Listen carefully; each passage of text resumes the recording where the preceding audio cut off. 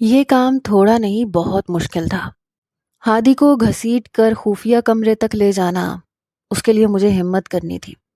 میں اپنا اور ہادی کا موبائل فون باہر چھوڑ رہی تھی، لیکن انہیں مکمل طور پر بند کرنے کے بعد میں باہر لان میں دفنا آئی تھی۔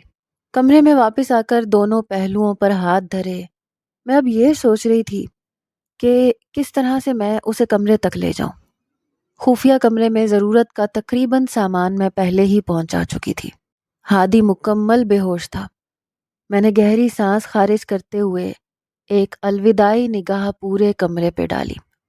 خفیہ کمرے کا تالا اندر باہر سے ایک ہی چابی پہ کھلتا تھا، اور میں باہر سے چابی لگانے کے بعد اس چابی کو باہر ہی چھوڑ رہی تھی، اور شاید پھر کبھی کسی کی نظر نہ پڑے کہ کپڑوں کی الماری میں لٹکتے کپڑوں کے پیچھے ایک چھوٹے سے لاک میں ایک چابی بھی لگی ہے، جو کسی ایسے خفیہ کمرے کی ہے جس کا کسی کو پتہ نہیں۔ میں نے ہادی کے بازوؤں میں باہیں ڈالیں، اسے گھسیٹتے ہوئے کمرے میں لے جانے لگی۔ مجھے ہر 3 قدم کے بعد سانس لینا پڑ رہا تھا، لیکن بالآخر میں اسے لے جانے میں کامیاب ہو گئی۔ پھر اس کا اور اپنا سوٹ کیس بھی کمرے میں رکھا، اور یہ وہ لمحہ تھا جب مجھے دروازہ بند کرنا تھا، اور یہ لمحہ مجھ پہ بہت بھاری تھا۔ میں نہیں جانتی تھی کہ آگے کیا ہوگا، بس اس لمحے مجھے ہادی سے بدلہ لینا تھا، ان تمام نفرت بھری نظروں کا جن سے وہ مجھے دیکھتا تھا، ان تمام لمحوں کا جس میں اس نے میری محبت کو دھتکارا تھا، ان تمام پلوں کا جس میں اس نے مجھ سے جھوٹی محبت کی قسمیں کھائی تھیں، اور سب سے بڑھ کر مجھے جان سے مار دینے کے جرم کا۔ میں نے ایک جھٹکے سے دروازہ بند کر دیا۔ ایک لمحے کو میرا پورا جسم کانپ گیا تھا۔ الماری بند تھی، اور بند الماری کے اندر اس خفیہ کمرے میں ہم بند تھے، جو ساؤنڈ پروف تھا۔ چند سیڑھیاں اتر کر نیچے بیسمنٹ میں بنے اس کمرے کی دیواریں بہت مضبوط تھیں، جن کو اگر توڑنے کی کوشش کرو تو بھی کچھ حاصل نہیں تھا۔ وینٹیلیشن کے لیے پائپس اور سیکیور سسٹم لگے تھے۔ فریج، اے سی، چھوٹا سا kitchen, bath room, rest room سب موجود تھا، لیکن یہاں وقت نہیں تھا۔ وقت مطلب یہاں دن اور رات کا کچھ پتہ نہیں تھا۔ یہاں نہ آسمان تھا نہ زمین تھی، اور شاید یہی ہم دونوں کی آخری آرام گاہ ہوگی۔ میں نے ہادی کو بیڈ پہ لٹایا، خود جھولنے والی کرسی پہ بیٹھ گئی، آنکھیں موند لیں۔ میرا تنفس تیز تھا اور آنکھوں میں بے تحاشا پانی۔ مجھے پتا تھا ہادی جب اٹھے گا میرا حشر نشر کر دے گا، کیا پتا میرا گلا گھونٹ دے۔ میں ہر طرح کے انجام کے لیے تیار تھی۔ میرا سر بہت بھاری ہو رہا تھا، آنکھیں کھولنے کی کوشش ناکام ہو رہی تھی۔ میں اٹھنا چاہتا تھا لیکن آنکھیں تھی کہ کھل ہی نہیں رہی تھیں۔ پورے 5 یا 6 منٹ مجھے اسی کوشش میں لگے، اور پھر میں نے دھیرے سے آنکھیں کھولیں۔ میں بیڈ پہ لیٹا تھا، جوتوں سمیت۔ عجیب سی چھت میری آنکھوں کے سامنے تھی۔ میں نے اپنے ذہن پہ زور دیا، سب یاد کرنے لگا۔ میں اور آیت ملک سے باہر جا رہے تھے۔ ہم فارم ہاؤس آیت کے کچھ کپڑے لینے آئے تھے۔ میں نے جوس پیا تھا، اس کے بعد مجھے کچھ یاد نہیں آ رہا تھا۔ میں نے چھت کو گھورتی نگاہ گھمائی۔ یہ کمرہ۔ میں فوراً اٹھ بیٹھا۔ کچھ دور راکنگ چیئر پر آیت آنکھیں موندے سو رہی تھی۔ ہم دونوں کے سوٹ کیس کمرے کے وسط میں رکھے تھے۔ یہ تو وہ خفیہ کمرہ تھا۔ میرا ذہن الجھ گیا، آنکھیں سکڑ گئیں۔ آیت، میں نے وہیں بیٹھے بیٹھے متحیر لہجے میں اسے پکارا، لیکن وہ شاید گہری نیند میں تھی۔ میں تیزی سے اپنی جگہ سے اٹھا، جا کے اس کا کندھا ہلایا۔ آیت، یہ سب کیا ہے؟ وہ کسل مندی سے آنکھیں کھول کے میری طرف دیکھتی ہوئی سیدھی ہوئی۔ ہم تو ایئرپورٹ جانے والے تھے، فلائٹ مس ہو جائے گی، تم مزے سے یہاں بیٹھی ہو۔ ہم کہیں نہیں جا رہے، وہ سپاٹ لہجے میں کہتی سیدھی ہو بیٹھی۔ میں آگے بڑھا، کمرے کے دروازے تک پہنچا، ہتھا گھمایا مگر دروازہ لاک تھا۔ میں حیرت سے واپس پلٹا۔ وہ ہنوز سپاٹ چہرہ لیے وہیں بیٹھی تھی۔ کیوں نہیں جا رہے؟ اور یہ ڈور لاک کیوں ہے؟ میں نے لاک کر دیا، اب کبھی نہیں کھلے گا۔ وہ میری ہر بات کا جواب سپاٹ، سرد اور تیکھے لہجے میں دے رہی تھی اور میری طرف دیکھنے سے بھی گریز کر رہی تھی۔ یہ کیسا مذاق ہے؟ میں نے بھویں سکیڑی۔ مجھے لگا وہ مجھے تنگ کر رہی ہے۔ مذاق نہیں ہے، سچ ہے۔ ڈور لاک ہے اور جس کی سے کھلتا ہے وہ باہر کی طرف لگی ہے۔ تم کیا پاگل ہو گئی ہو آیت؟ میں نے تیوری چڑھائے نخوت سے کہا اور سر جھٹکتا ہوا ایک دفعہ پھر سے دروازے کی طرف گیا۔ دروازہ لاک تھا، نہیں کھل رہا تھا۔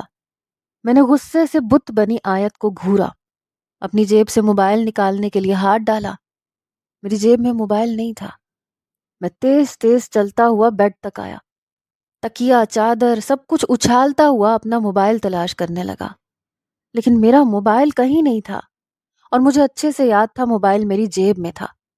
میں تیزی سے واپس آیت تک آیا۔ میرا فون کہاں ہے؟ وہ کسی مجسمے کی طرح بیٹھی تھی۔ آخر اسے ہوا کیا تھا؟ میں نے زور سے اس کا کندھا ہلایا۔ آیت، میرا فون کہاں ہے؟ باہر لان میں دفن ہے۔ ایک لمحے کے لیے مجھے میرے کانوں پہ یقین نہیں آیا۔ بے یقینی اور حیرت سے آنکھیں کھل گئیں۔ آیت! میں حیرت میں ڈوبے لہجے میں اسے پکارتا اس کے سامنے بیٹھ گیا۔ کیا ہے یہ سب؟ اس نے جھکی نگاہیں اٹھائیں۔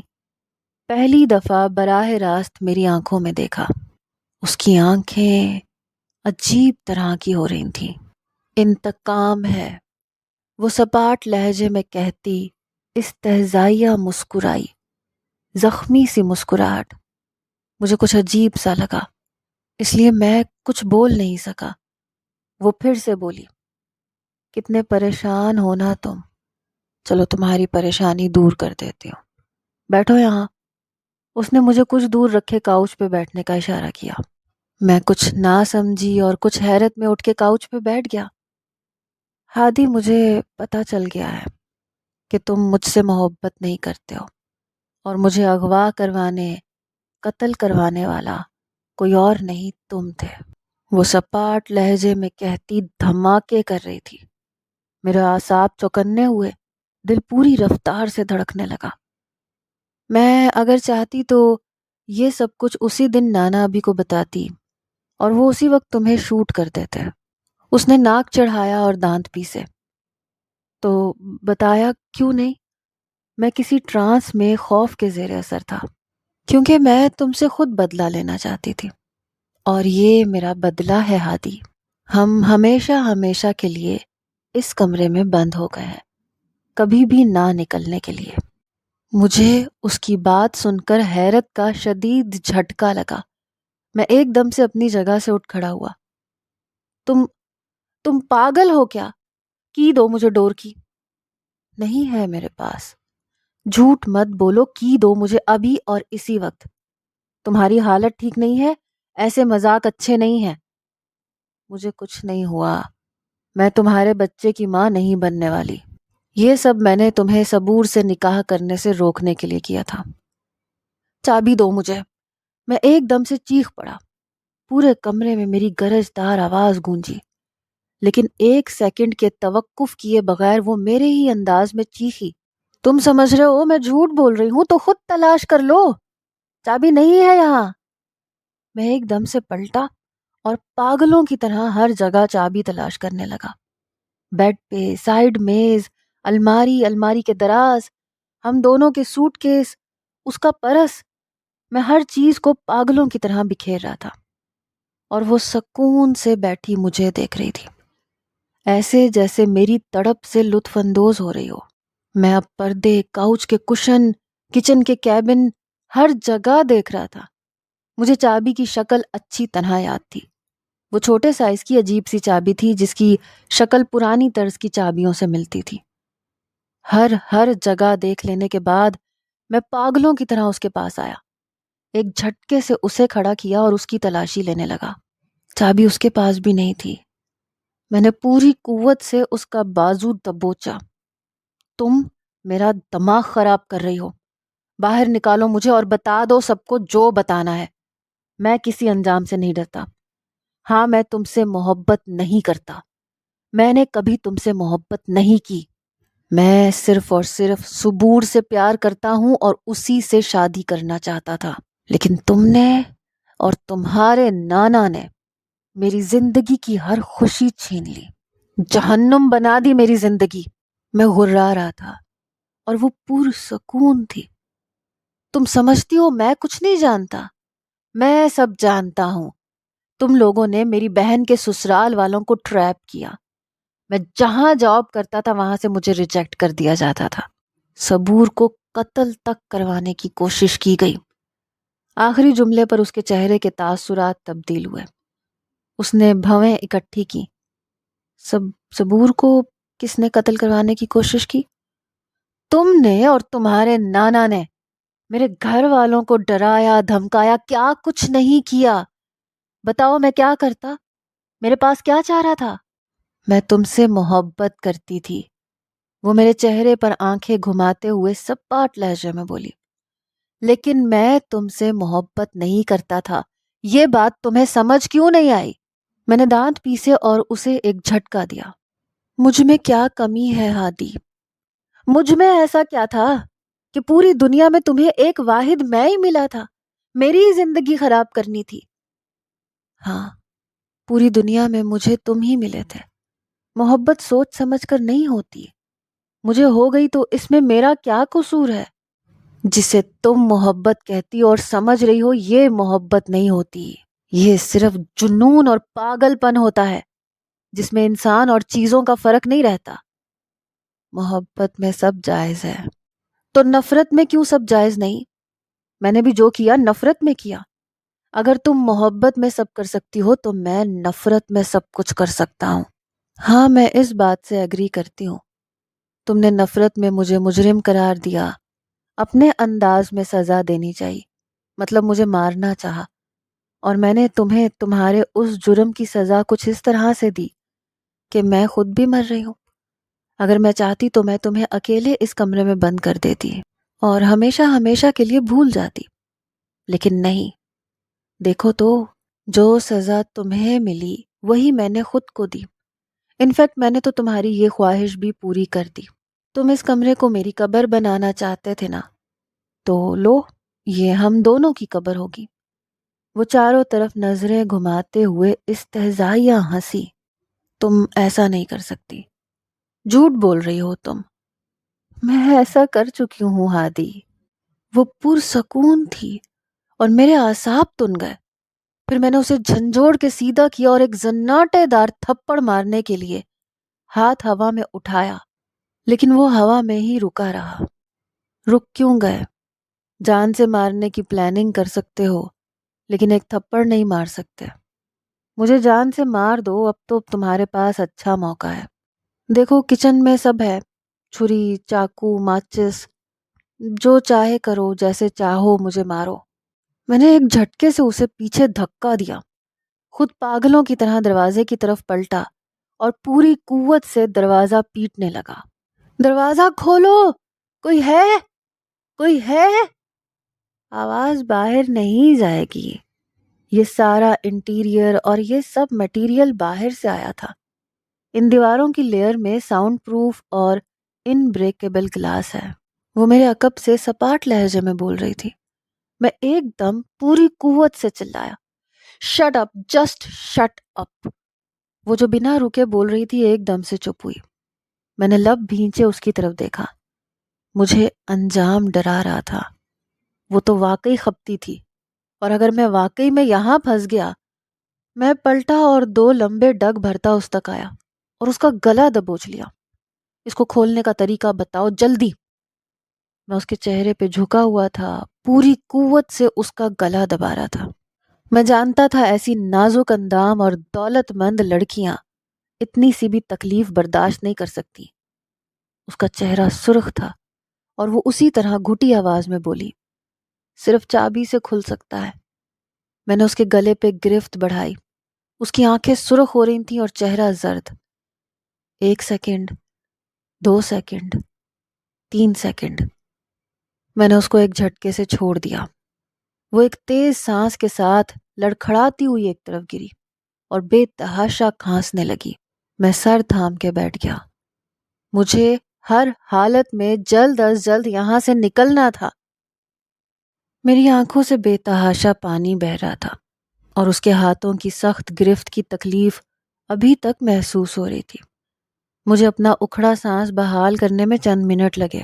جب طبیعت کچھ سنبھلی تو میں نے اس کی طرف دیکھا جو ایک لٹے ہوئے مسافر کی طرح سر تھامے بیڈ کے کنارے بیٹھا تھا۔ مجھے اب یہ تکلیفیں برداشت کرنی تھی۔ یہ سزا خود میں نے اپنے لیے چنی تھی۔ میری محبت بھی ایک جرم بن گئی تھی اور میں نے اپنے لیے ایسی ہی تکلیف دہ سزا چنی تھی۔ میں بمشکل اپنی جگہ سے اٹھی، واش روم میں گھس گئی۔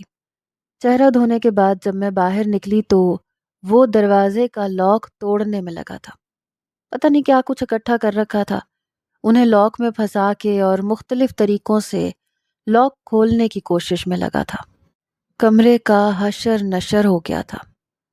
میں نے گہری سانس لی اور کچن میں گھس گئی۔ نوڈلز بنائے اور 2 پیالوں میں ڈال کے باہر لے آئی۔ میں نے صرف ایک پیکٹ بنایا تھا جس کو آدھا آدھا تقسیم کیا تھا۔ میں اس کے پاس آئی، ایک پیالہ اس کی طرف بڑھا دیا۔ لو کھاؤ۔ وہ جو لاک میں فورک پھنسائے بیٹھا تھا ایک غصیلی نگاہ مجھ پہ ڈالی اور پھر سے لاک توڑنے لگا۔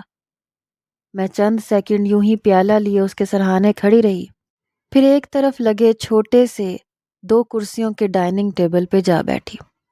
اس کا پیالہ میز پہ رکھا اور خود کھانے لگی۔ ٹھک ٹن ٹم مختلف آوازیں کمرے میں گونج رہی تھیں۔ کچھ عرصے تک زندہ رہنے کا سامان ہے یہاں، میں نے اونچی آواز میں اسے سنایا۔ اس کے ہاتھ رک گئے، کمرے میں خاموشی چھا گئی۔ چند سیکنڈ گزرنے کے بعد وہ اپنی جگہ سے اٹھا، آہستہ آہستہ قدم بڑھاتا میرے پاس آیا۔ میں نے کھانا روک کے ایک سہمی نگاہ اس پہ ڈالی۔ ابھی تک گلے کی تکلیف گئی نہیں تھی، اب پتہ نہیں وہ کیا کرنے والا تھا۔ اس نے ہاتھ میری طرف بڑھایا اور نرمی سے میری تھوڑی کو تھام لیا۔ میں نے حیرت سے اس کی طرف دیکھا، وہ پریشان تھا۔ آیت، دیکھو جو ہوا بہت غلط ہوا، تم چاہے مجھے جو مرضی سزا دینا، لیکن پلیز باہر نکلو یہاں سے پلیز۔ اس کا لہجہ نہایت نرم تھا، یہ وہی لہجہ تھا جس پہ میں نے اعتبار کیا تھا۔ میں ساری کشتیاں جلا کر یہاں آئی ہوں، میں نے ٹھنڈے لہجے میں جواب دیا۔ وہ ایک دم غصے میں دانت پیستا پیچھے ہوا۔ تم پچھتاؤ گی پاگل لڑکی، تمہیں اندازہ نہیں ہے تم کیا کر رہی ہو۔ ہم یہاں ہیں، کسی کو خبر تک نہیں ہوگی، وہ لوگ چاہ کے بھی ہمیں نہیں بچا سکیں گے۔ تو مت بچائیں، جینا کسے ہے؟ کیا تمہیں جینا ہے؟ جتنی گھڑیاں تم یہاں جی رہے ہو وہ باہر کبھی نہیں جی سکتے تھے۔ میں نے 2 ٹوک لہجے میں ترکی بترکی جواب دیا تو وہ ایک دم کرسی پہ ڈھیس آ گیا۔ کوہنی میز پہ ٹکا کر وہ سر کو ہاتھ پہ گرائے بیٹھا تھا۔ میں نے دھیرے سے پیالہ اس کی طرف کھسکایا، مجھے پتا تھا اسے بھی بھوک لگ رہی ہوگی۔ ہمیں یہاں آئے اتنی دیر تو ہو چکی تھی کہ بھوک کا احساس ہونے لگا تھا۔ اس نے سر اٹھا کر ایک نگاہ پیالے کی طرف، پھر ایک خون خوار نگاہ مجھ پہ ڈالی۔ کھا لو، یہ آخری گھڑیاں ہیں، میں نے نہایت تحمل سے کہا۔ وہ میز پہ دونوں ہاتھ پوری قوت سے مارتا ہوا کھڑا ہوا۔ تم ہوتی کون ہو میری زندگی کی گھڑیوں کا فیصلہ کرنے والی؟ وہ چیخ رہا تھا۔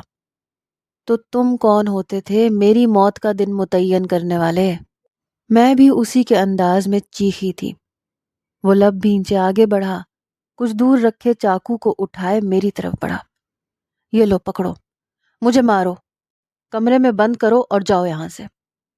میں نے ایک نگاہ اپنی طرف بڑھے چاقو پہ ڈالی اور زخمی سا مسکرائی۔ کیا اتنی آسانی سے سب معاف کر دوں؟ میں تو تمہیں پل پل سسکتے ہوئے دیکھنا چاہتی ہوں ہادی جاوید۔ دیکھو، مجھے تم اپنی زندگی سے نکالنا چاہتے تھے اور اب تمہیں میرے ساتھ ہی اپنی زندگی کی آخری سانس تک رہنا ہے۔ وہ بس مجھے دیکھ رہا تھا اور میں بول رہی تھی، مجھے اپنی زندگی کی کوئی خبر نہیں، تم کب تیش میں آ کے مجھے مار دو، لیکن تمہیں میں مزید کوئی درد نہیں دوں گی۔ وہ چاقو میز پہ رکھتا میری طرف بڑھا، مجھے کندھوں سے تھام کے کھڑا کرتے ہوئے بولا، تمہیں مجھ سے محبت ہے آیت؟ پلیز یہ سب تماشا بند کرو، وہ میری آنکھوں میں دیکھتے ہوئے نہایت نرمی سے کہہ رہا تھا۔ نہ جانے کیوں اسے ابھی بھی یہ لگ رہا تھا کہ میں کمرے کا دروازہ کھول سکتی ہوں۔ میں نے اس کے سینے پہ ہاتھ رکھا اور ہمارے درمیان فاصلہ بڑھا دیا۔ میں اب تمہارے ایسے کسی جھانسے میں نہیں آنا چاہتی، میں نے سخت لہجے میں کہا، اور پھر اس کے پہلو سے نکلتی ہوئی کچن میں آ گئی۔ وہ وہیں ہونک بنا کھڑا رہا۔ میں واپس آئی اور اس کے پیالے کو اٹھا کے فریج میں رکھ دیا۔ ہم یہاں کھانا برباد نہیں کر سکتے تھے۔ میں خاموشی سے اپنے سوٹ کیس کو کھول کر کپڑے الماری میں لگانے لگی۔ نہ یہاں دن کی خبر تھی، نہ رات کا پتہ تھا۔ آیت اپنے سب کام نمٹا کے بیڈ پہ کمفرٹر تانے آرام سے سو رہی تھی، اور میں جلے پیر کی بلی کی طرح کبھی کوئی حربہ آزما رہا تھا اور کبھی کوئی۔ پچھلے 3 گھنٹے سے میں مسلسل کمرے کا ہر ایک کونا چھان چکا تھا جس سے یہاں سے بچ نکلنے کا کوئی راستہ ہو، لیکن ایسا کچھ نہیں تھا۔ بھوک، تھکاوٹ اور ذہنی دباؤ کی وجہ سے میرے سر میں شدید درد ہونے لگا۔ جگہ جگہ سب بکھرا ہوا تھا۔ کمرہ ایک کوڑے کے ڈھیر کی طرح لگ رہا تھا۔ میرے پیٹ میں چوہے دوڑنے لگے تو نہ چاہتے ہوئے بھی میں فریج کی طرف بڑھا۔ یہ فریج فل سائز کا تھا۔ میں نے فریج کھولا۔ فریج ہر طرح کے کھانے سے لیس تھا۔ پھل، جوسز، بریڈ، کیک، پیسٹریز، خشک میوہ جات، سبزیاں اور پتہ نہیں کیا کچھ، یعنی کہ وہ پوری تیاری سے یہاں آئی تھی۔ میں نے نوڈل سے بھرے پیالے کو اٹھایا اور بے دلی سے واپس ڈائننگ تک آیا۔ پھر بیٹھ کے ٹھنڈے نوڈل زہر مار کرنے لگا۔ گلے میں کانٹے چبھ رہے تھے۔ ذہن میں آیت کی ساری باتیں چبھ رہی تھیں۔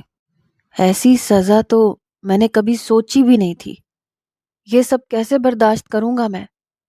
نہیں، کچھ تو سوچنا تھا، کچھ تو کرنا تھا۔ یہ آیت بہت چالاک ہے۔ یہ یہاں سے نکلنے کا طریقہ جانتی ہے۔ چابی اس نے کہیں چھپا دی ہے۔ مجھے ہر حالت میں اس سے سب اگلوانا ہے، اور سب اگلوانے کا ایک ہی طریقہ ہوتا ہے۔ کچھ کھا لینے کے بعد میرا ذہن کام کرنے لگا۔ میں نے نوڈلز ختم کیے، پھر ایک جھٹکے سے اٹھ کے بیڈ تک آیا۔ ایک نگاہ ادھر ادھر دیکھا، پھر اس کی الماری کی طرف بڑھا۔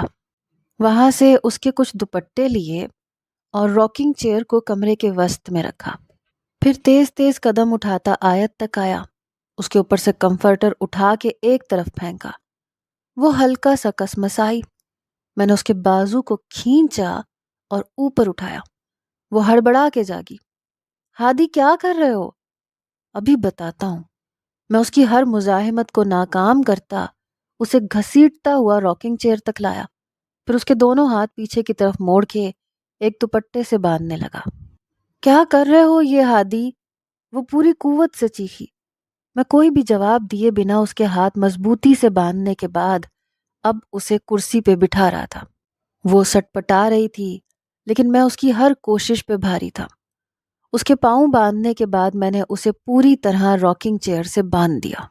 ہادی کھولو مجھے۔ میں نے ہاتھ جھاڑے، پھر دونوں پہلوؤں پر ہاتھ رکھ کے سیدھا ہوا۔ میرا تنفس تیز چل رہا تھا۔ اب جب تک تم مجھے یہاں سے نکلنے کا طریقہ نہیں بتاؤ گی، میں تمہیں یوں ہی باندھ کے رکھوں گا۔ تم نہ کچھ کھا سکتی ہو نہ پی سکتی ہو۔ بہت شوق تھا نا تمہیں ہم دونوں کو یوں قید کرنے کا، تو چلو اب مزہ چکھو۔ میں تمہارے سامنے وہاں بیڈ پہ سوؤں گا، کھاؤں گا، پیوں گا، لیکن تم ایسے ہی رہو گی، بھوکی پیاسی، جب تک تم مجھے یہ نہیں بتاتی کہ چابی کہاں ہے یا پھر یہاں سے کیسے نکل سکتے ہیں۔ میں تمہیں بتا چکی ہوں، میں چابی باہر چھوڑ چکی ہوں۔ اب تم مجھ پہ جتنے بھی ظلم کر لو، میرا بیان نہیں بدلے گا۔ ہم دونوں اب تب تک یہاں پہ قید ہیں جب تک کسی کو اس کی خبر نہیں ہوگی، اور ابھی تک تو متین اور ڈرائیور کے علاوہ کسی کو یہ تک خبر نہیں کہ ہم دونوں یہاں فارم ہاؤس پر ہیں، اور پتہ نہیں کب یہ کھلے گا۔ ہم باہر نہیں گئے، یہاں ہیں، اور جب وہ لوگ یہاں آئیں گے تو ہم یہاں بھی نہیں ہوں گے۔ بکواس بند کرو اپنی، میں جانتا ہوں تمہیں۔ تم سیٹھ ہمدانی کی نواسی ہو، اور اتنی پاگل تم بھی نہیں ہوگی کہ تم یہ خطرناک قدم اٹھاؤ۔ میں اتنی ہی پاگل ہوں ہادی، تم نے مجھے پاگل کر دیا ہے، تو پھر رہو پاگل۔ بلکہ ایک کام کرو، یوں ہی چلاتی رہو، شاید تمہاری کوئی آواز کسی کونے خدرے سے باہر سنائی دے اور کوئی سن لے۔ میں نے یہ جان بوجھ کر کہا تھا، کیونکہ میں چاہتا تھا کہ وہ خاموش رہے اور میں جا کے سو جاؤں۔ وہ واقعی خاموش ہو گئی تھی۔ میں بیڈ پہ گیا، کمفرٹر جھاڑا اور لیٹ گیا۔ ٹھیک ہے، تم مجھے ایسے رکھ کے مارنا چاہتے ہو تو ایسے ہی صحیح، مرنا تو ہے ہی، تو ایسے ہی صحیح۔ میں نے آنکھوں پہ دھرا بازو ہٹایا۔ کسی خوش فہمی میں مت رہنا، جب 24 گھنٹے ایسے بھوکی پیاسی رہوگی خود ہی سب اگل دوگی۔ سچ بتا چکی ہوں اور آخری سانس تک یہی سچ رہے گا۔ یہ سچ نہیں ہے، یہی سچ ہے۔ چپ کر جاؤ پاگل لڑکی، میں ایک دم طیش میں چلایا تھا۔ یہ سب نیچرل تھا، ظاہر سی بات تھی، جو مجھ پہ گزر رہی تھی میں ہی جانتا تھا۔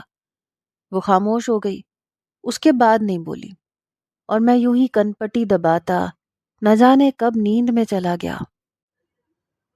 مجھے کرسی پر بندھے ہوئے 20 گھنٹے سے اوپر ہو چکے تھے۔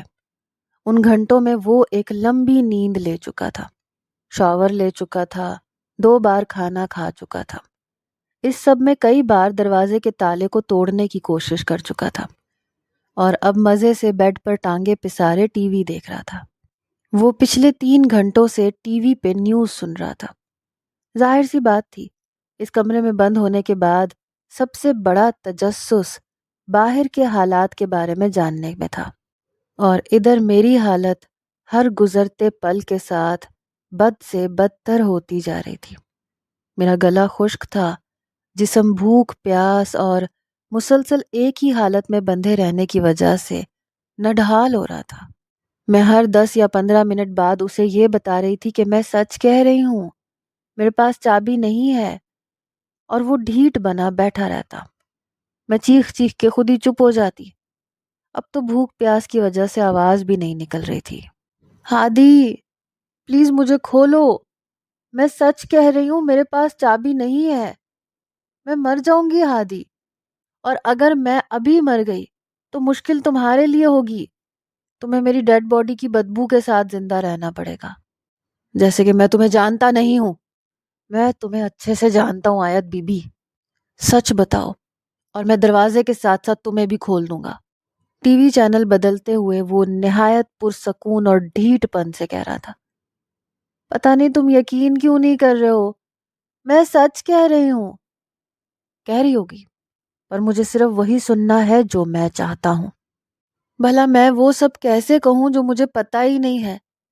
اس کمرے کی 3 کیز تھیں، جن میں سے ایک چابی کو میں استعمال کرتی تھی، باقی کی 2 ہمدانی ہاؤس کی کسی الماری کے کسی کونے میں ہے، مجھے یاد بھی نہیں ہے۔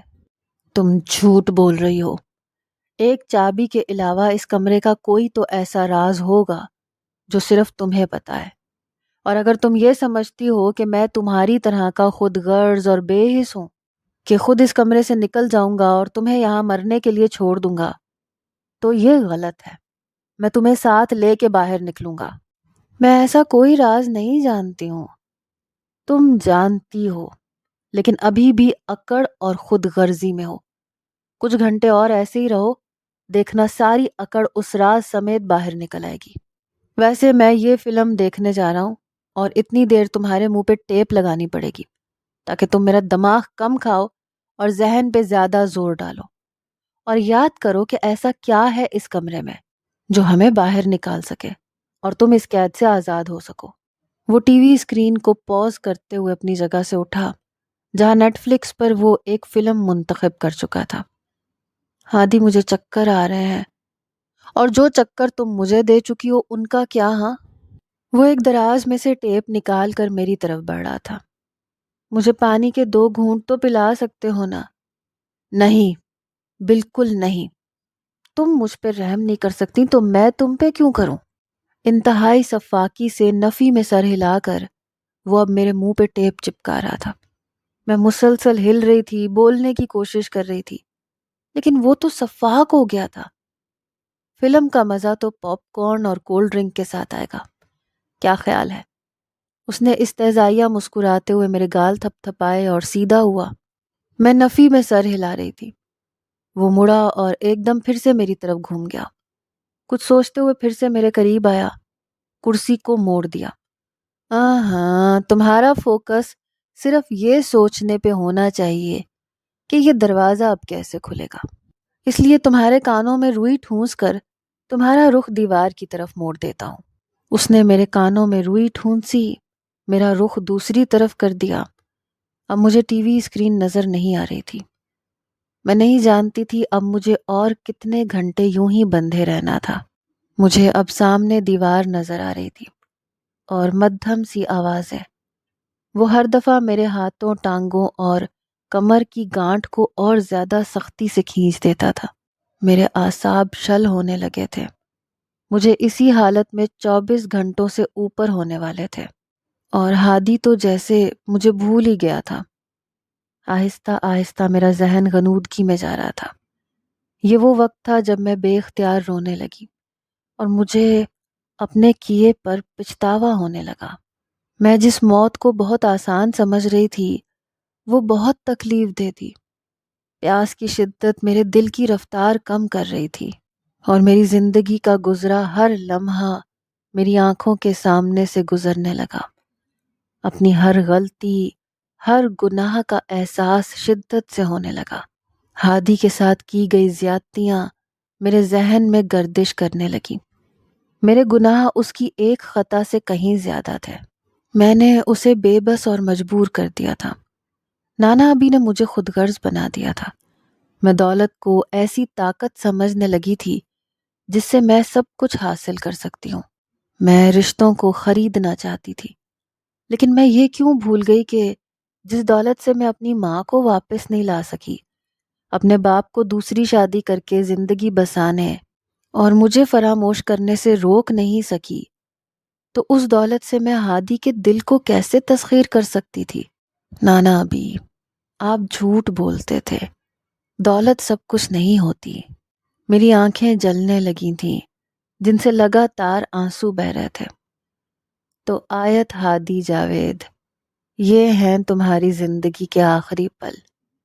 ایسے لکھی تھی تمہارے ہی ہاتھوں سے تمہاری موت۔ مجھے سانس لینے میں دشواری ہونے لگی۔ میں پھٹی پھٹی آنکھوں سے کبھی چھت کو گھور رہی تھی، کبھی سامنے دیوار کو۔ تبھی میرے چاروں طرف سفید روشنی پھیلنے لگی، اور سامنے دیوار پر ایک منظر کسی فلم کی طرح چلنے لگا۔ میرے مما اور بابا جھگڑ رہے تھے۔ میں ایک کونے میں دیوار کی اوٹ سے جھانک رہی تھی۔ مما چیخ رہی تھیں، بابا ان سے زیادہ اونچا بول رہے تھے، میں جا رہی ہوں ہمیشہ ہمیشہ کے لیے۔ تو جاؤ، روکا کس نے ہے؟ لیکن آیت میں تمہیں کبھی نہیں دوں گا۔ ہاں، تمہاری اتنی اوقات نہیں کہ تم مجھ سے آیت چھین سکو۔ میں ہر لحاظ سے تم سے بہتر ہوں۔ میں نہیں چاہتا میری بیٹی تم جیسی بنے، تمہیں خود سر اور انا پرست عورت ہو۔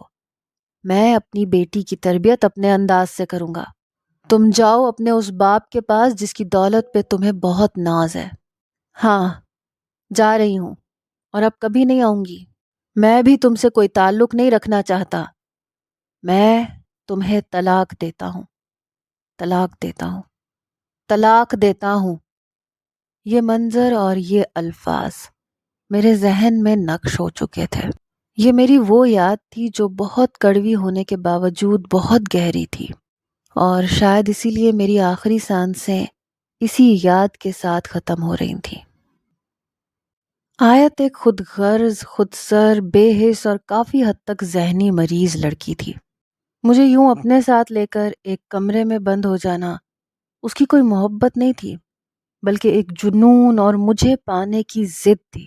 اگر وہ ضدی تھی تو کہیں نہ کہیں میری رگوں میں بھی اسی کے خاندان کا خون بہہ رہا تھا۔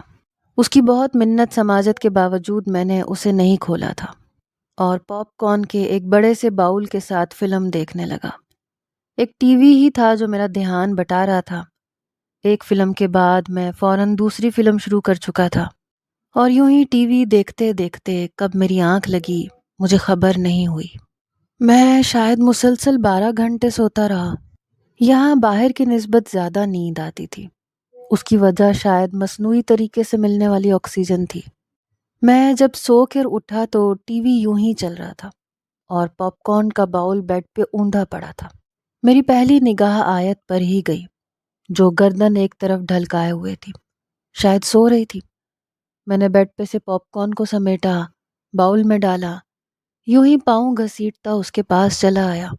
اب تک تو محترمہ کی عقل ٹھکانے پہ آ چکی ہوگی۔ میں نے اس کے منہ پر لگی ٹیپ کو ایک جھٹکے سے اتارا تھا، اور میرے اندازے کے مطابق میرے ایسا کرنے سے اس کی آنکھ کھل جانی چاہیے تھی، لیکن وہ جوں کی توں گردن ڈھلکائے ہوئے تھی۔ آیت، میں نے اس کا نام زور سے پکارا، لیکن وہ ٹس سے مس نہ ہوئی۔ میں نے گھبرا کے اس کی نبض تھامی۔ نبض چل رہی تھی لیکن رفتار بہت دھیمی تھی۔ میں نے اس کا کندھا جھنجھوڑا، آیت اٹھو، آیت۔ وہ بے ہوش تھی۔ ایک دم سے مجھے اس کی باتیں یاد آئیں۔ میں جلدی سے پانی سے بھرا گلاس لایا، اس کے منہ پہ پانی کے چھینٹے مارنے لگا۔ وہ غنودگی میں تھی لیکن آنکھیں نہیں کھول پا رہی تھی۔ میں نے جھٹ سے اس کے لبوں سے پانی لگا دیا۔ ایک تو ہم جیسے مڈل کلاس لوگ بہت چھوٹے دل کے ہوتے ہیں۔ ہم ظالم، وحشی اور بے حس بننا بھی چاہیں تو نہیں بن سکتے۔ پانی لبوں سے لگتے ہی آیت کے جسم میں جان تو آ رہی تھی، لیکن وہ اسی طرح نڈھال تھی اور کچھ بڑبڑا رہی تھی۔ میں سچ کہہ رہی ہوں، مجھے چابی کا نہیں پتا۔ میں نے گلاس ایک طرف میز پہ رکھا، اسے کھولنے لگا، اسے کھول کے گود میں اٹھایا، بیڈ پہ لٹا دیا۔ میں بار بار اس کا نام پکار کے اسے جگانے کی کوشش کر رہا تھا، اور وہ غنودگی میں بس یہی بڑبڑا رہی تھی کہ اس نے چابی باہر چھوڑ دی ہے۔ وہ شاید پچھلے 30 گھنٹوں سے یا اس سے بھی زیادہ گھنٹوں سے بھوکی پیاسی تھی۔ میں بھاگتا ہوا فریج کی طرف گیا، وہاں سے جوس نکالا، اس کے منہ سے جوس لگا دیا۔ وہ جوس پی رہی تھی، لیکن حالت ابھی بھی ٹھیک نہیں تھی۔ تھوڑا سا جوس پلانے کے بعد میں نے اسے لٹایا تو وہ بری طرح سے کانپنے لگی۔ میں نے فوراً اس کے ماتھے پہ ہاتھ رکھ دیا۔ اسے بخار ہو رہا تھا۔ میں نے اس کے اوپر کمفرٹر کو اچھی طرح سیٹ کیا، خود فریج میں سے بریڈ نکال لایا۔ اس کی حالت اتنی بری تھی کہ میں چاہ کر بھی یہ نہیں سوچ پایا کہ وہ ناٹک کر رہی ہوگی۔ بریڈ کے ساتھ ایک گلاس دودھ کا لے کر میں واپس اس کے قریب آ بیٹھا۔ آیت اٹھو، کچھ کھا لو۔ میں نے اس کے گال کو تھپ تھپانے کے لیے چھوا تو جیسے میری آنکھیں پوری کھل گئیں۔ اس کا جسم آگ کی طرح تپ رہا تھا۔ اف، میرے اوسان خطا ہوئے۔ فرسٹ ایڈ باکس کچن میں ہی رکھا ہوا تھا۔ میں تقریباً بھاگتا ہوا کچن میں گیا، اس بڑے سے باکس کو کھولا جس میں بینڈیج سے لے کر ہر طرح کی میڈیسن موجود تھی۔ مجھے ابھی اسے صرف بخار کی دوا دینی تھی، اور اس کے لیے بروفن کی ٹیبلٹ بہتر تھی۔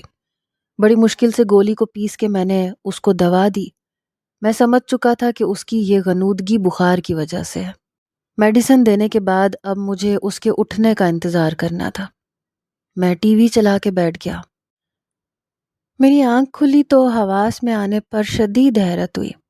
میں کرسی پر بندھی ہونے کے بجائے گرم بستر میں تھی۔ ہادی کچھ دور بیٹھا ٹی وی دیکھنے میں مگن تھا۔ ہوش میں آتے ہی مجھے احساس ہوا کہ میں بری طرح لاغر ہوں اور جسم بے انتہا نقاہت کا شکار ہے۔ میں نے اٹھنے کی کوشش کی تو ایک دم سے سر بری طرح چکرا گیا اور میں نڈھال ہو کر واپس تکیے پر گر گئی۔ ہادی گردن موڑ کر میری طرف متوجہ ہوا اور فوراً فکر مندی سے اٹھ کر میرے قریب آیا۔ لیٹی رہو، میں کچھ کھانے کے لیے لے کے آتا ہوں۔ بخار کیسا ہے اب؟ اس نے پریشانی سے پوچھتے ہوئے میرے سر پہ ہاتھ رکھا۔ میں حیرت سے اس کی طرف دیکھ رہی تھی۔ اس کے چہرے پر فکر مندی تھی اور میں ندامت سے گڑ رہی تھی۔ شکر ہے اب کچھ کم ہے۔ کھانا کھا کے پھر سے میڈیسن لو، انشاءاللہ جلد ٹھیک ہو جائے گا، وہ شرمندہ سا کہہ رہا تھا۔ اس سے پہلے کہ وہ اٹھتا، میں نے اس کے سر پہ رکھے ہاتھ کو تھام لیا۔ ہادی، پلیز میرا یقین کرو، میں بہت بڑی خطا کر بیٹھی ہوں جس کا احساس مجھے اب شدت سے ہو رہا ہے، لیکن میں دروازے کے لاک کے بارے میں کچھ نہیں جانتی۔ میری آنکھوں میں بے پناہ آنسو تھے۔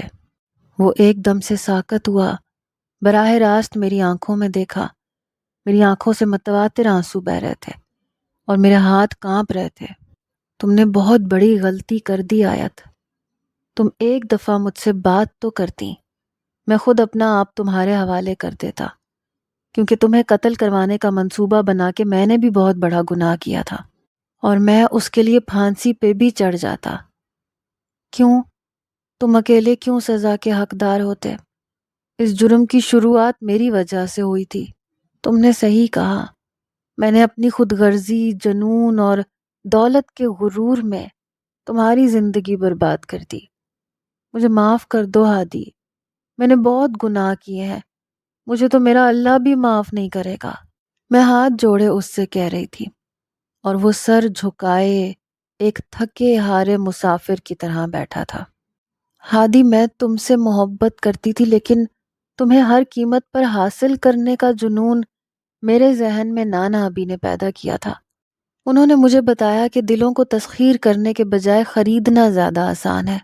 انہوں نے مجھے احساس دلایا کہ دولت میں اتنی طاقت ہے کہ اس سے سب کچھ خریدا جا سکتا ہے، اور تم نے وہی کیا جو سیٹھ ہمدانی کہتا گیا۔ میں یہ سب سمجھتا ہوں آیت، لیکن تم کبھی اپنی عقل سے تو سوچتی کہ تم مجھے مجبور تو کر سکتی ہو، لیکن میری محبت نہیں بن سکتی۔ وہ آہستہ آہستہ بول رہا تھا، اور میں نے دکھ سے آنکھیں مینچ لیں۔ کاش کہ میں اتنی عقل رکھتی ہوتی، کاش مجھے احساس ہوتا کہ محبت میں زبردستی نہیں ہو سکتی۔ یہ تو فقط ایک جذبہ ہے، ایسا جذبہ جو اللہ دلوں میں ڈالتا ہے، اور دولت میں اتنی طاقت نہیں کہ وہ اس جذبے کو دل میں پیدا کر سکے۔ میں بس زبردستی تمہاری محبت پانا چاہتی تھی۔ آیت، زبردستی محبت نہیں ہوتی، بلکہ ہر گزرتے دن کے ساتھ میری نفرت بڑھ رہی تھی، اور پھر اس نفرت نے خطرناک شکل اختیار کر لی، اور میں نے تمہیں قتل کروانے کا پلان کیا۔ لیکن جیسے ہی تم اغوا ہوئی، مجھے اپنی غلطی کا احساس ہوا تھا کہ میں اپنی نفرت میں خود کو بھی نقصان دے چکا ہوں۔ میرے دل میں ٹیس اٹھی۔ میرے سامنے بیٹھے شخص سے میں اب بھی شدید محبت کرتی تھی، لیکن اس کی آنکھوں میں میرے لیے صرف رحم دلی تھی۔ چند پل یوں ہی خاموشی میں گزر گئے، پھر جیسے ہی میں نے بولنے کے لیے لب کھولے، اس نے ہاتھ کے اشارے سے روک دیا۔ اچھا، بعد میں بات کرنا، پہلے کچھ کھا لو، میں بریڈ اور دودھ لے کے آتا ہوں۔ اس نے نہایت نرمی سے کہہ کے اپنا ہاتھ چھڑوایا اور کچن میں چل دیا۔ وہ یقیناً میری حالت دیکھ کے گھبرا گیا تھا، لیکن میرے لیے اتنا بہت تھا کہ اسے میری بات پہ یقین آ گیا ہے۔ کچھ دیر بعد وہ ٹرے تھامے میرے سامنے بیڈ کے کنارے پہ بیٹھا تھا۔ میں نے اٹھنے کی کوشش کی، لیکن ناکام رہی۔ اس نے ٹرے کو بیڈ کی سائیڈ میز پہ رکھا، مجھے بٹھا کے کمر کے پیچھے تکیا سیٹ کرنے لگا۔ مجھے شرمندگی کا احساس ہو رہا تھا۔ میں اٹھ کے بیٹھی تو اس نے ٹرے کو میری گود میں رکھ دیا۔ بھوک سے میری آنتیں سکڑ رہی تھیں۔ میں نے 1 سیکنڈ کی بھی دیر کیے بنا کھانا شروع کر دیا، اور وہ یوں ہی پریشان سا اٹھ کے دروازے کے پاس چل دیا، تالے کو گھور گھور کے دیکھنے لگا۔ کھانا ختم کرنے کے بعد مجھے اپنی حالت پہلے سے بہتر لگنے لگی۔ وہ ابھی تک وہیں کھڑا تالے کا جائزہ لے رہا تھا۔ یہ لاک میں نے باہر سے منگوایا تھا، یہ انبریکیبل ہے، جسے اس کی چابی کے علاوہ کسی طرح سے بھی کھولنا ممکن نہیں ہے۔ میں شرمندہ سے لہجے میں بتا رہی تھی، کچھ بھی ناممکن نہیں ہوتا، اس تالے کو بھی ٹوٹنا ہوگا، لیکن مسئلہ یہ ہے کہ یہاں ہتھوڑی ٹائپ کی کوئی چیز نہیں ہے۔ وہ جھک کر تالے کا جائزہ لیتے ہوئے مصروف لہجے میں کہہ رہا تھا، ہاں ایسا تو کچھ نہیں ہے، اگر ہوتا بھی تو بہت مشکل تھا، تالے کا ٹوٹ جانا بہت مشکل ہے۔ وہ ایک دم سے پلٹا، پھر تیز تیز قدم اٹھاتا میرے پاس آیا۔ آیت، دیکھو، ہم دونوں مل کر کچھ نہ کچھ تو ایسا کر سکتے ہیں کہ ہم اس کمرے سے باہر نکل سکیں۔ تم بتاؤ، کیا تم نہیں چاہتی یہاں سے نکلنا؟ میں ایک دم خاموش ہو گئی، پھر سر جھکا لیا، پھر چند سیکنڈ خاموش رہنے کے بعد سر اوپر اٹھایا۔ سچ کہوں تو واقعی میں اب پچھتا رہی ہوں، یہاں سے نکلنا چاہتی ہوں۔ وہ ایک دم پرجوش انداز میں میرے قریب آ بیٹھا۔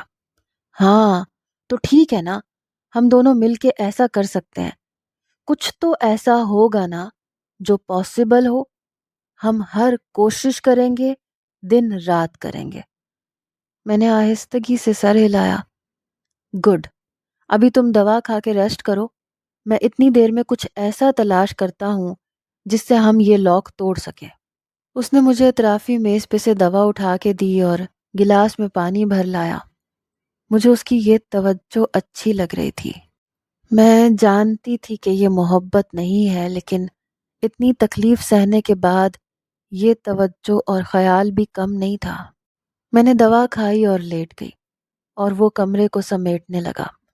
ہر وہ چیز جو اس نے بکھیری تھی اب وہ خود ہی انہیں سیٹ کر رہا تھا۔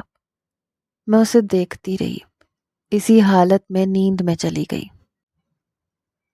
آیت سو رہی تھی اور میں سارا کمرہ صاف کرنے کے ساتھ ساتھ ہتھوڑی جیسی کوئی چیز تلاش کر رہا تھا، لیکن اتنی کوشش کے باوجود مجھے کچھ نہیں ملا۔ تھک ہار کے میں اسی کرسی پہ جا بیٹھا جس پہ آیت کو باندھا تھا۔ یہ راکنگ چیئر تھی، اتنی آرام دہ نہیں تھی۔ میں نے دکھ سے آیت کی طرف دیکھا، غصے اور بدلے میں نے اسے بہت تکلیف دی، لیکن اس تکلیف نے اسے اور مجھے جو احساس دلایا تھا شاید وہ ویسے کبھی نہیں ہوتا۔ اسے اپنی غلطیوں اور کوتاہیوں کا احساس ہو گیا تھا، اور مجھے بھی یہ احساس ہوا تھا کہ ہر معاملے میں وہی غلط نہیں تھی۔ وہ سچ کہہ رہی تھی، اس کی پرورش ہی ایک ایسے شخص نے کی تھی جس نے اسے دولت کے غرور میں مبتلا کر دیا تھا۔ میں نے ہمیشہ خود کو ہی سوچا، خود ہی کو مظلوم تصور کرتا رہا، لیکن خلا اس کی شخصیت میں بھی تھے جن کا احساس کرنے کے بارے میں نے کبھی سوچا ہی نہیں تھا۔ لیکن اب یہ احساس ایسے موقع پر ہوئے تھے جب ہمارے پاس راہ فرار کا کوئی راستہ نہیں تھا۔ آیت مجھے اور میں آیت کو معاف کر بھی دوں تو کیا فائدہ؟ اس کو اور مجھے احساس جرم ہو چکا تھا، لیکن بہت دیر ہو چکی تھی۔ میں یوں ہی سوچتے سوچتے وہیں سو گیا۔ کچھ گھنٹوں بعد آنکھ کھلی تو جسم اکڑ چکا تھا، گردن میں بے انتہا تکلیف تھی۔ آیت ابھی بھی سو رہی تھی۔ اٹھتے ہی میں نے پہلا کام اس کا ٹیمپریچر چیک کرنے کا کیا۔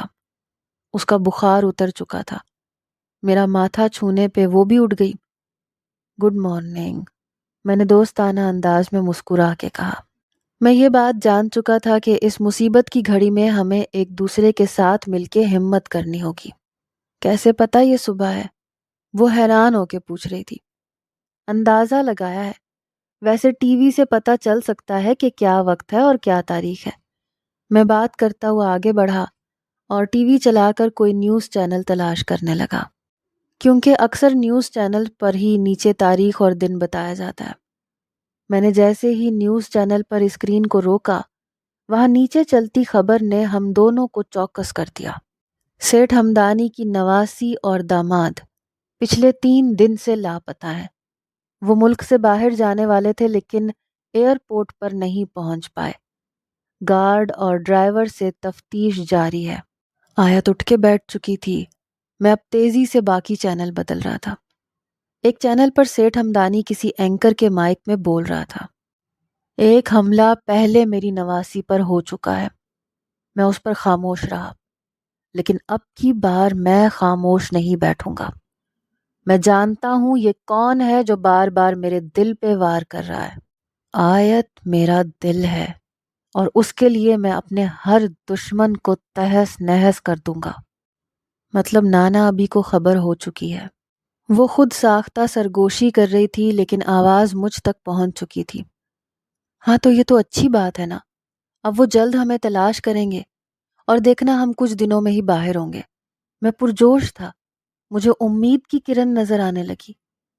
لیکن اس کمرے کا ان لوگوں کو کیسے پتہ چلے گا؟ وہ ابھی بھی مایوس تھی۔ تم نہیں جانتی پولیس والے کس طرح کھوج لگاتے ہیں۔ مجھے یقین ہے وہ بہت جلد ہم تک پہنچ جائیں گے۔ اللہ کرے ایسا ہی ہو۔ اس کے لہجے میں اداسی تھی۔ کیا وہ باہر نہیں جانا چاہتی تھی؟ تم اداس کیوں ہو رہی ہو؟ مجھے بس ایک ڈر ہے، اگر نانا اب بھی اس کرائے کے گنڈے تک پہنچ گئے تو وہ سب بتا دے گا، اور نانا ابھی تمہیں کبھی معاف نہیں کریں گے، اور یہاں سے نکلتے ہی وہ تمہیں…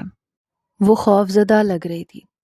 کل تک وہ مجھے خود سزا دینا چاہتی تھی، لیکن آج وہ اس بات سے خوفزدہ تھی کہ باہر نکلتے ہی سیٹھ ہمدانی مجھے مار دے گا۔ مجھے اپنے انجام سے ڈر نہیں لگتا، میں بس یہاں یوں سسک سسک کے مرنا نہیں چاہتا۔ باہر کم از کم میں اپنے پیاروں سے مل سکوں گا، ان کی آنکھوں کے سامنے اس دنیا سے جاؤں گا تو انہیں تسلی تو ہوگی۔ کہتے ہیں مرنے والے کا صبر آ جاتا ہے لیکن گمشدہ کا صبر کبھی نہیں آتا۔ میرا لہجہ اداس تھا، مجھے شدت سے میرے گھر والے یاد آ رہے تھے۔ وہ چپ ہو گئی، یا پھر شاید اسے کسی پچھتاوے نے گھیر لیا، لیکن میں اب بہت پر امید تھا، اور اب سے اس کمرے میں مسلسل نیوز چینل چلنے لگا۔ میں نے تالا توڑنے کی صحیح ترک کر دی، اور میں اور آیت دوستوں کی طرح اس کمرے میں رہنے لگے۔ ہم دونوں مل کے کھانا بناتے، اس کمرے کے کام بھی ہم نے بانٹ لیے۔ میں ویکیوم سے کارپٹ کلین کرتا، کمرہ صاف کرتا، اور وہ واش روم دھو دیتی۔ ہمیں یہاں 5 دن ہو گئے تھے۔ ان 5 دنوں میں ہم نے بہت سی فلمیں اور سیریز دیکھ لی تھی۔ ہم بہت لمبی لمبی باتیں کرنے لگے تھے، جہاں اس نے مجھے اپنے اسکول، کالج اور یونیورسٹی کے قصے سنائے، وہیں اس کے بہت اصرار پر میں نے اسے اپنی اور صبور کی محبت کی داستان سنائی۔ وہ اب مجھ سے محبت نہیں مانگتی تھی، اسے سمجھ آ چکی تھی کہ محبت خدا دلوں میں ڈالتا ہے، زبردستی کسی کے دل میں نہیں ڈالی جا سکتی۔ میں بہت مطمئن تھا۔ ہاں، اب مجھے اس سے نفرت نہیں رہی تھی۔ وہ اتنی بھی بری نہیں تھی، اچھی تھی، بس اس کے گرد ایک خول چڑھ گیا تھا، تربیت کا خول، جو ان 30 گھنٹوں نے توڑ دیا تھا۔ ہمیں یہاں اس کمرے میں رہتے ہوئے 7واں دن تھا۔ ہم دونوں اپنے معمول کے کاموں کو نمٹاتے ہوئے اونچی آواز میں نیوز چینل سن رہے تھے، جب نیوز اینکر کی آواز پر بھاگتے ہوئے اسکرین کے سامنے آ کے کھڑے ہوئے۔ سیٹھ ہمدانی اور عنایت اللہ کے آدمیوں میں تصادم کے دوران دونوں فریقین کی طرف سے گولیوں کی بوچھاڑ۔ عنایت اللہ کا بڑا بیٹا اور دوسری طرف سیٹھ ہمدانی جاں بحق۔